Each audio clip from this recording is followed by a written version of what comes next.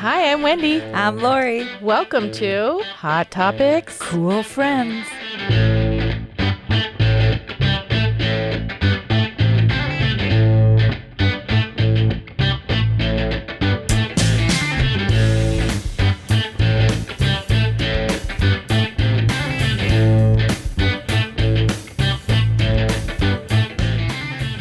Welcome back.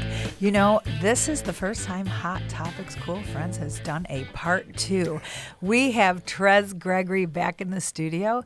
Last time we went straight ahead. We were so excited to hear about her accomplishments and her history with music that we didn't get to really know where you came from and how it all started. So welcome back. Yeah, hey, Trez. Hey, thank you for having me. So yeah, tell us. Okay, so where were you born? I'm from Toledo. Nice. Born in Toledo Hospital. Uh-huh. I went to Rogers High School. Okay. And I've been thinking about this, ladies, because I'm like, okay, so how did it all get started? Mm-hmm. So, you know, definitely just because CKLW was the big radio station in our area. Mm-hmm. They played everything.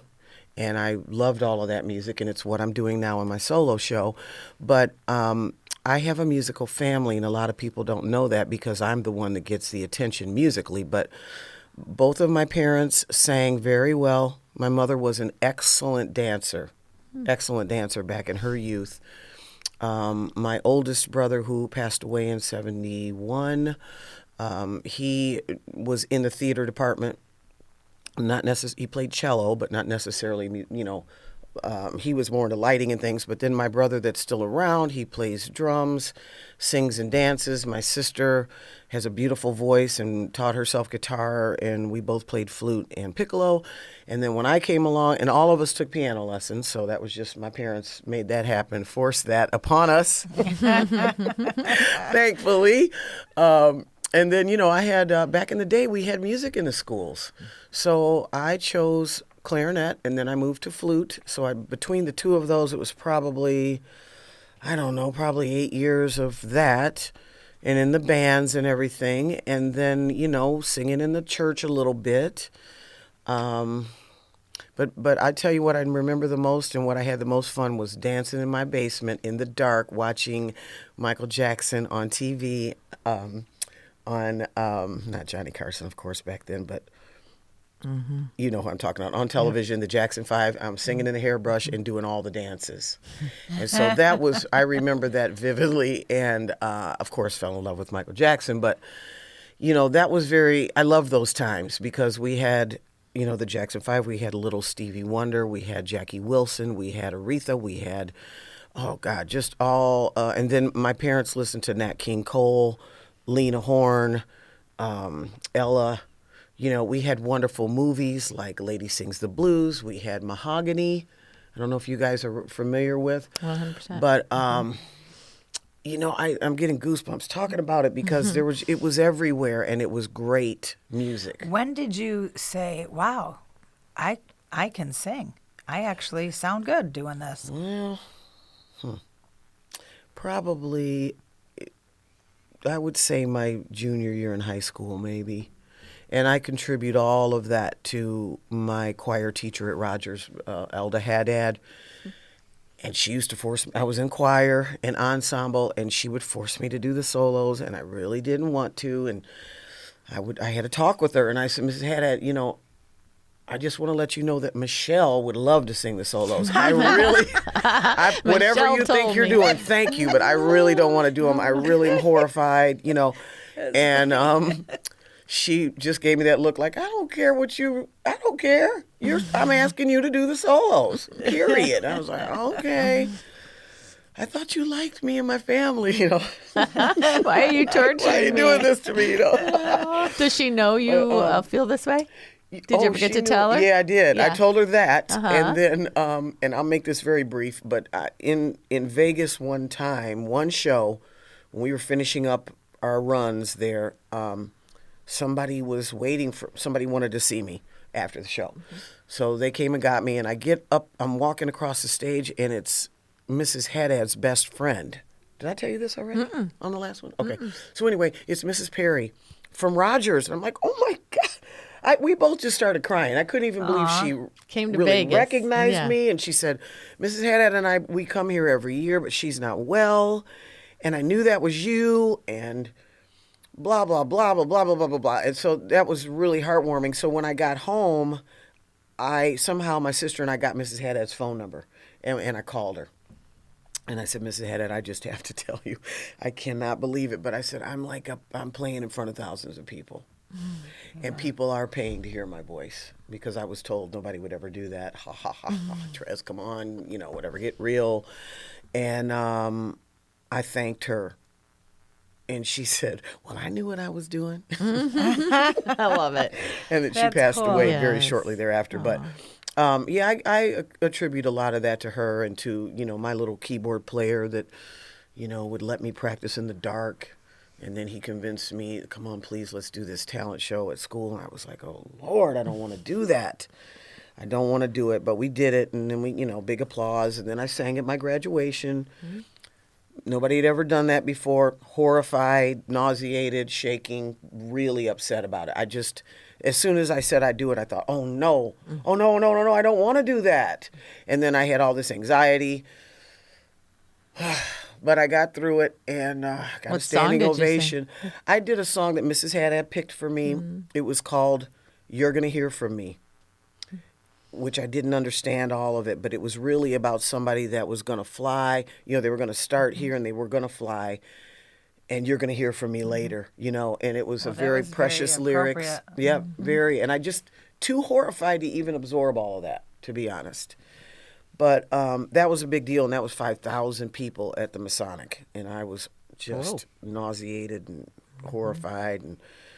But I did a good job, and it's just, And then I started doing weddings, and of course, singing at weddings is very special, and that's when I found the Donna Summer song that I did. That I have a really beautiful story about that we won't get into today, but. Singing those love songs and singing for somebody's special day like that, I took it very seriously.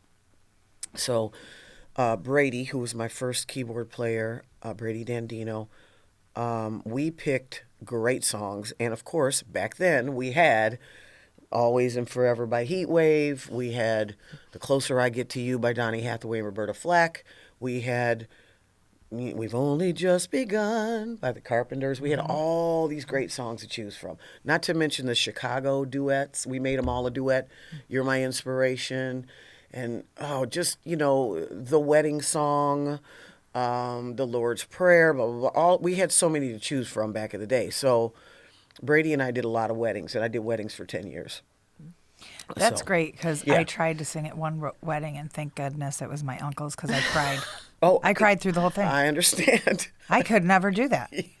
So kudos pressure. to you. Because you get knew so them, you're emotional. saying. No, even if No? I don't know, I cry. No, Yeah, I'm that's just, true. Lori ridiculous. cries at the Pledge of Allegiance. I do. She Okay. does. So I And get the it. You're national right. anthem? And the Forget national it. So you're sweet and sentimental. Yeah. I don't know. That's I wonderful. have Cry a now. crying. She's gonna cry right now. No, I'm not. No, I don't know. Anyway, I tried it once, and It's yeah, a lot. it did It's a not lot.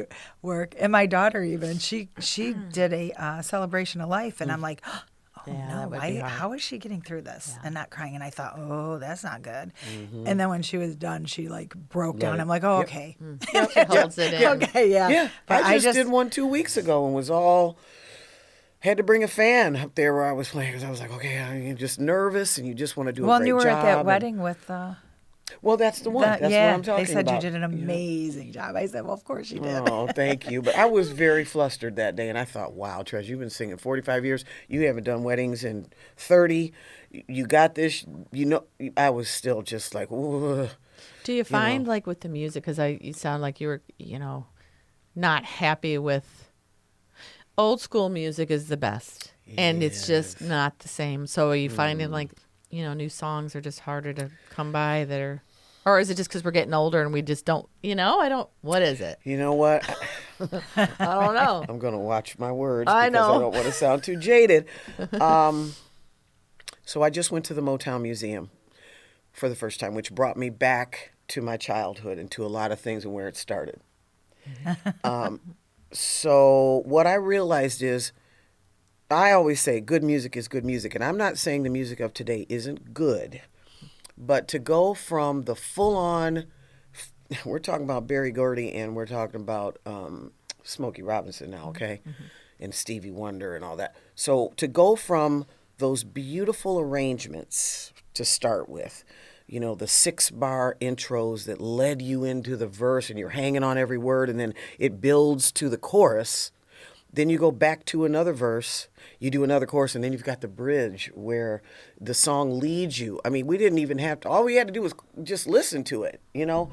And then we had fantastic, phenomenal, over-the-top vocals, okay? So we're talking about everything from Aretha Franklin on down, because she was ridiculous. But, you know, the Supremes and the Four Tops, and then you're talking about the Funk Brothers, who just, with their ailments, whatever, drinking too much or whatever, they're creating those 5-note bass lines that are so fantastic that it lays the foundation for a whole song to be built with all this character. I mean, and then we have the real strings, and we have real trumpet players and real saxophone players. I mean, I just don't know I can't beat that music. Yeah. So when I listen to, not to mention analog now, because I love analog, which things are digital now. So digital sound is thinner and more high-pitched. Analog is fat and full. So digital is like the ice cream, but analog is like it's dipped in chocolate. Okay. You know what I mean? It's just a fatter sound. So I grew up with that. I love that. Right now I could pick digital out in 2 seconds, you know? So I don't know how to untrain my ear to really enjoy as much, let's put it that way, the songs that are like, the melody is only like 5 notes through the whole song. Yeah.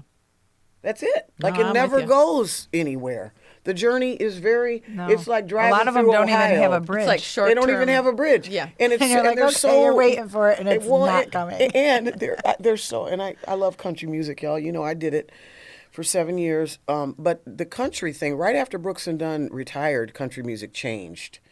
Sugarland was very influential, where they could take one song that went to number 1, they water it down a little bit and shrink the melody, and then they change 3 or 4 notes, and then they re-release a second song that's a lot like the first song, and they make $1 million off of that. And that started, I noticed that on country radio, and I thought, I can tell exactly where this song is going. I don't even know it. Never heard it before, but I know we're traveling through Ohio. We're not in the mountains of Tennessee. You know what I mean? So we're just going through the flatland and all the cornfields, you know, and I don't know. And I understand it monetarily. It's a lot easier. I understand, you know, I've been in that songwriter capital of Nashville, and I love the songwriters and the stories, but it got to where, and it wasn't just with country music, and I know this is an evolution. Don't take me wrong now, because in the 80s, you all. I like y'all. Okay, y'all. it's easier, it's quicker. I like it. But in the 80s, you know, they started using synthesizers. Now, I was performing 5 and 6 nights a week, so I remember that. I remember the drum machines. I remember the Kurzweil piano, where they were the first piano to have string sounds and some very cheesy saxophone sounds in a keyboard. Okay, so I was there during the evolution of that, but where it's gotten to now, and the fact that people can sit in their bedroom and just plunk out something on GarageBand, which I'm not hating on GarageBand, but I don't know. I know. And you both know what I'm doing for a living right now. You know, I'm using pre-recorded music, and it's changed my life in a positive way. And so, I mean, I'm in there. I'm paying 99 cents a song, but it just, as far as my appeal. No, I don't know how to explain it like you do so eloquently, because all the things you know, but I agree 100%. Okay, and like we want, like bring it back to the old school feel. Like, is there any, even with rock and roll, which is, you know, what I love, I'm thinking there's nobody like. Right. Well, Aerosmith or Zeppelin. Like, there's a few, but I don't know. Like, how, I don't know how to explain it, but they're not there.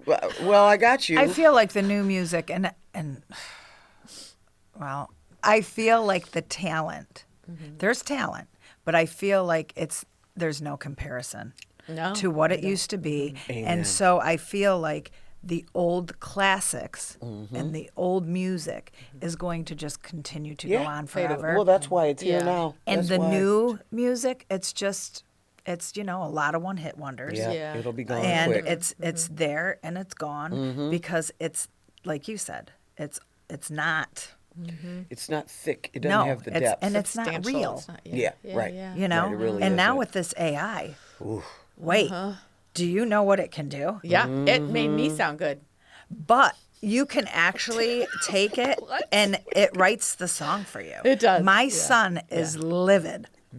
He's Oh, mad. I'm because you have nauseated like for my people. children who are songwriters Yep. that are very creative and have to really think and play around with different chords and different things. Yep. This, there's an app Yeah. and you put it in Bought it. and it writes the song, you guys.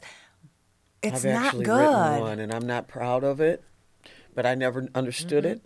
And for people that need music that don't know how to do that, I understand that it does provide. I Yeah, get it. good point. But to live in Nashville, y'all, with the songwriters, oh my God, they were off the charts. To grow up with Motown and then to live in Music City, and where people were writing songs, on napkins, in being inspired by the band that's playing, and they're writing down these little lyrics, and then they fold them up and they put them in their pocket, and then that does turn into something, and they create these lovely things that we all enjoy. And then to go to the AI thing where you put ideas in and you hit a button, and then you give it a minute, and then it creates an entire song. And actually, I'm going to be And honest, I'm not some saying of them that's aren't terrible. horrific. No, No, some of 'em are no, they're great. actually very good. Yeah. But it's just, I guess it's going with the times. It's Well, we don't having have to a We just choice. can't. We just can't You forget know? the past. That's Well, we the don't key. have a choice. Right. That's We part of the cannot. reason I'm doing And what I I love do it. is keeping the old school and the Motown Museum. Anybody out there listening, I encourage you all in 2026 to please go take a journey into the brilliance of Berry Gordy and Smokey Robinson and get up in that, because it was life-changing for me. So that's kind of, how can you not win when you grow up with a foundation of, and I took ballet for 7 years, so to You're a busy understand that girl. classical, well, my mom and dad, She they were made you like, busy. You're get not, out of the do house. not get in trouble. You're going to do Oh, all these things. Get busy, get out of the house, and get some education Yeah. in the world, Yeah. and I'm very thankful for that. But, all of that, to grow up with all of that and to know, these kids today don't even know what they're missing, really, unless we play those old songs for them. So I can't untune my ears. I can't do it. So I grew up with the old stuff. That's what I love. I know most of those songs in 10 seconds. You know who it is. You know what song it was. And that's why I'm proud of the age that I am. And I don't care. People know, because I know I grew up with the great stuff because of that. So it blesses me. I'm very full and very thankful with all of that. Not to mention jazz, of course, but, just all of the wonderful music of the day. Those great artists who fought tooth and nail to even get their stuff out, because there was so much racism and people were stealing, from them back then. And And they kept on going. they Thank kept on goodness. going, and Yep. they've given us so much. I just feel very blessed. Yep. Very 100%. blessed. I'm a big Elvis fan, and I know he wouldn't be here without all of them. Oh, I mean, I love that whole absolutely. story about all that, Yep. So let's do some rapid fire questions. okay. Early bird or night owl? Night owl. Are you? gonna say, What time yeah. do you go to bed? You're late, like. You Well, start- I work a lot of nights, True, so it takes me a couple hours to wind down after I get off of work and tear down, load up. I would say my average is probably 12:30. Yeah. But if I don't go to bed then I'm up till 2. Yeah. I pass that tired window and then I'm up. And when I try to go to bed early, it's like 11:30, which is Really not early. that's not early for a lot of people. But it's all good. I went to bed early last night. Ish. Because we had. I thought we were 'Cause I going knew- to. We were done playing at 8:30. We didn't get home till 11. I'm like, okay, there's something wrong with this Yep. picture. Yep. Oh Yep. my God. I think I do my best thinking after between 8 and 11. But then after Okay. that, it's like, oh, So tired. Yep. frizzled. Yeah. Let's see. Did we ask you before who your dream duet partner was, alive or gone? Ooh, no. Oh my goodness. Wow. I don't know that I have one, but I will tell you this. I would like to sing with several artists because I like to blend, and I like male female voices together. I like different timbres together. So, Michael McDonald's the first one that comes to my mind, of course, because I was obsessed with him. But, oh my goodness, I don't even know. I Yeah, have to that's come sort of like back to that that's question. okay. It's like asking what your favorite song is because it's not. Yeah, how it's can you not a say? thing. Yeah, it's like a feel. But there's a lot of, I love duets, and it's not all about me and me. I love to blend with people. So if anybody wants me to do a little something with them out there, just call me because There I you love go. that. I love it. I love blending with voices. Vinyls, CDs, or streaming? Do you have any? Do you have a record player? I do. I have an old school, big old big- wooden that one. actually Mhm. works, Nice. know. Yeah. So I have, and then my brother, when he had to leave his home, I probably have 3,000 albums.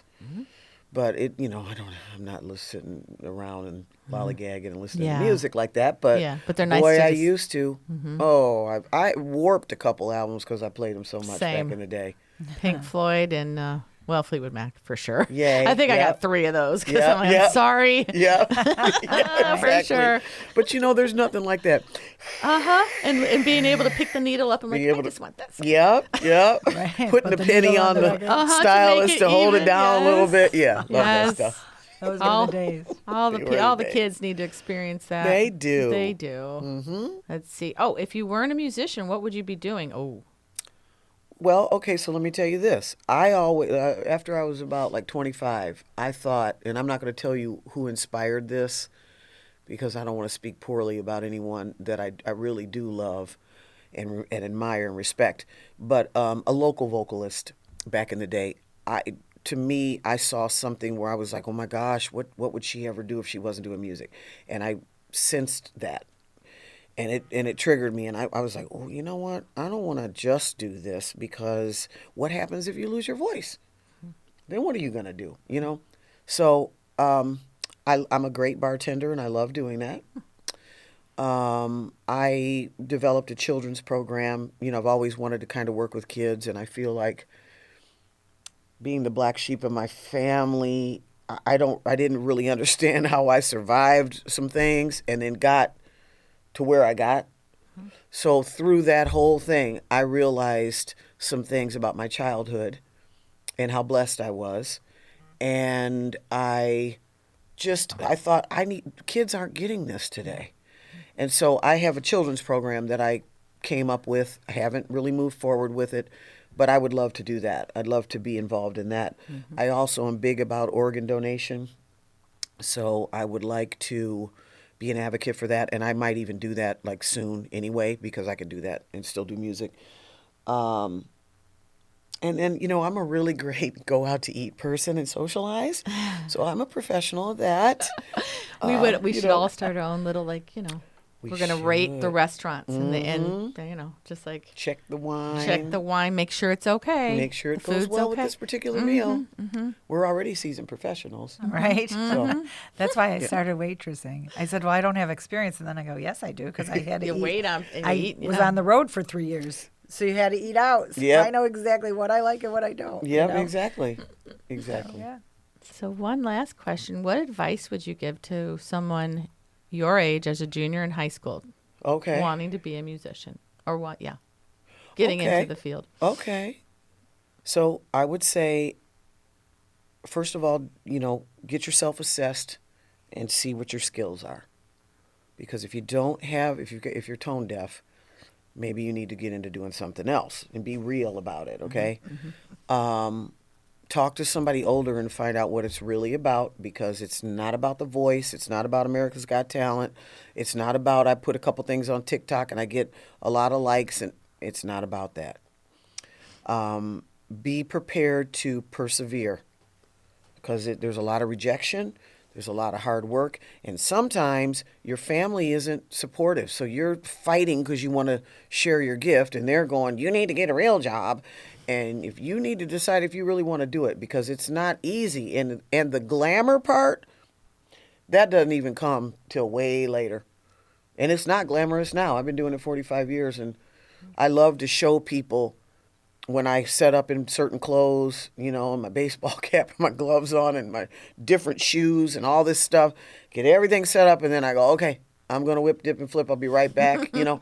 Whip, dip, and flip. Yeah, yeah. Well, I just did that last night at the University of Toledo for their tip-off. And, I mean, I came in there looking a little bit scary, but I was like, hey, this is a big load in. It's a lot of stuff. It's everything I have.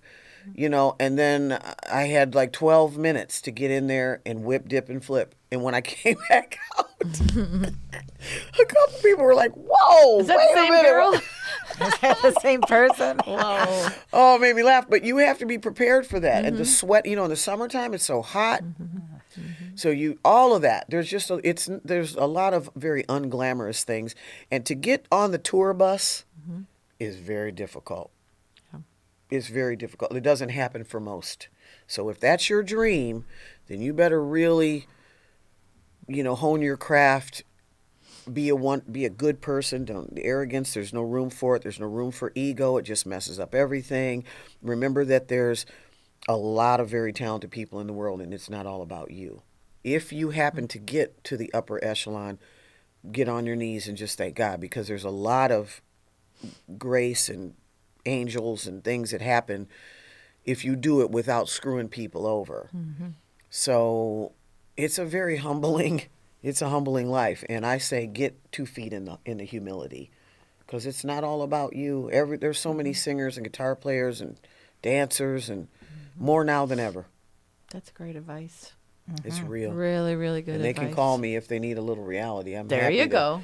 You lay got it on them. Yeah, you can be the mentor. Yep, You for learn the sure. reality and the struggles before you learn the glamour. Oh, absolutely. Because you go out and watch a band and you're like, oh, I want to sing in a band. Oh, yes. And then you get a job and you're like, oh, This- okay. I'm tired. You gotta It's carry 11 this o'clock. stuff? We have This another is a set. lot. What? Oh, my feet hurt. There's only 5 people watching. There's only 5 What? people. They're They're all not even talking. We're clapping. background. They're We're eating their background food. music. What is wrong with these people? Oh my God! The Holiday in French Quarter was the best training I for miss that. the French quarters. Me too. I loved it. But we would say, okay, so we're singing Tuesday, Wednesday, Thursday. There's 6 people in here, so you have to sing the same. And then by the time Friday came, and then it was packed, and everybody's requesting songs, and they're like, I will always love you. They want to hear that 3 times a night. And I'm like, I'm so tired. I'm exhausted. I've already been here all week, you know, and then it's packed. And it's Saturday. You have Sunday off and Monday off, and you come back to Tuesday and it's crickets out there again. So it's a constant up and down, up and down. And you have to pull yourself in and go, you know what? I'm going to give my level of professionalism has got to stay where it works for me consistently. It doesn't matter who's there. Doesn't matter if they're clapping. Doesn't matter if they're eating. Doesn't matter if we get tips. None of that matters. You got to pull it in, and it's not all about hey, look at me, watch me, listen to me. It's Yeah, not no, all about at that, all. right, Lori? No. Yeah. Woo. Sometimes you ask yourself, like, why do you do it? But because Wendy said, but you, like, because I'll complain, well, I have to do this. Oh, because yeah. once you're on stage, Yeah.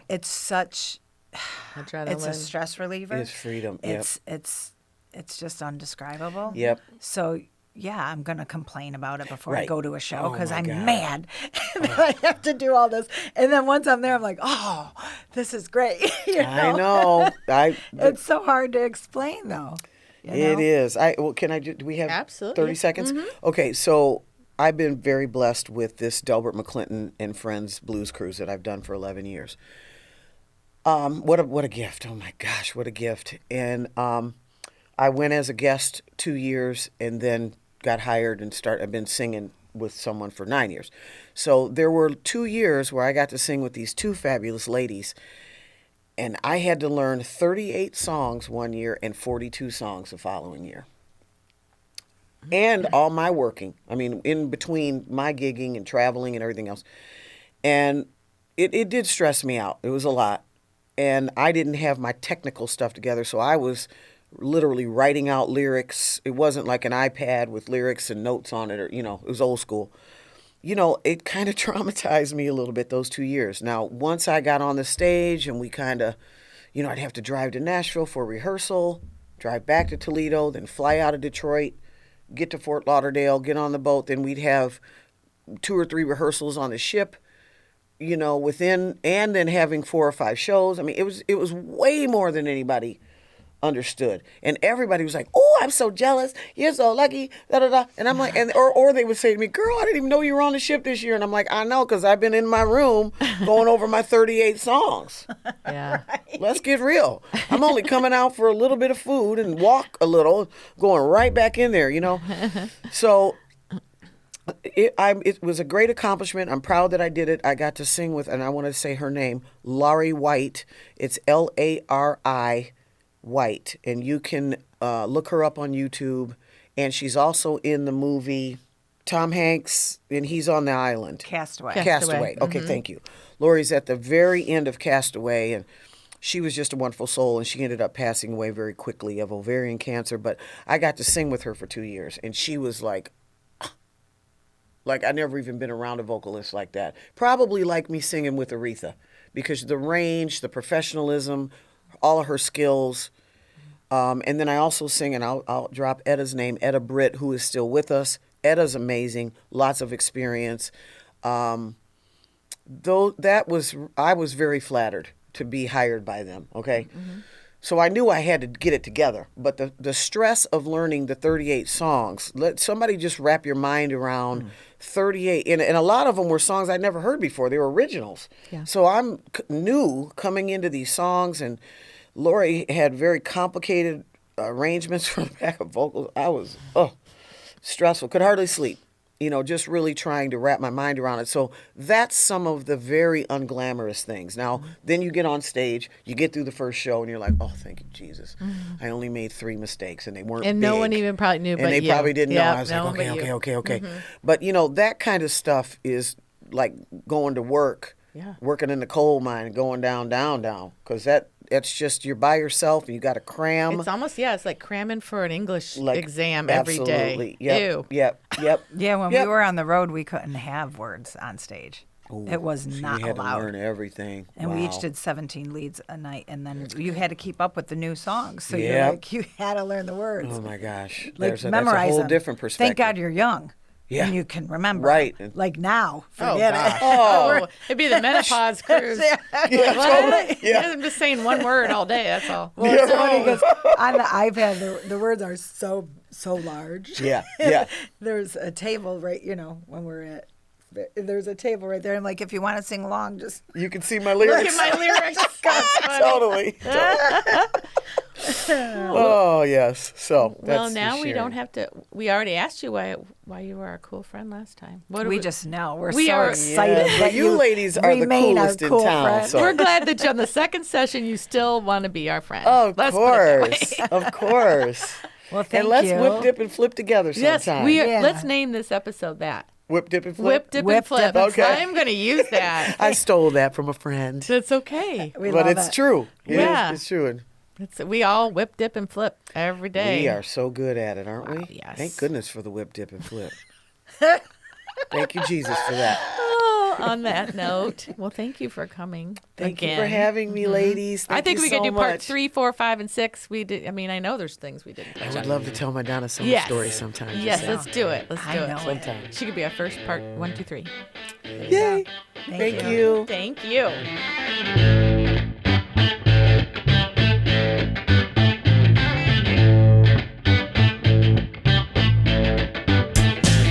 Thank you for joining us today on Hot Topics Cool Friends. I'm Lori. And I'm Wendy. We would like to give a special thanks to Chris Pfeiffer, our executive producer, and Gary Wagner, who wrote and produced our music.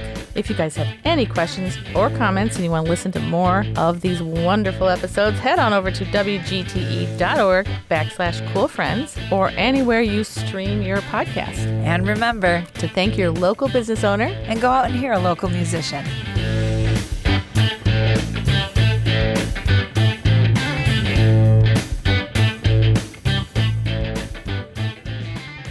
WGTE voices around us.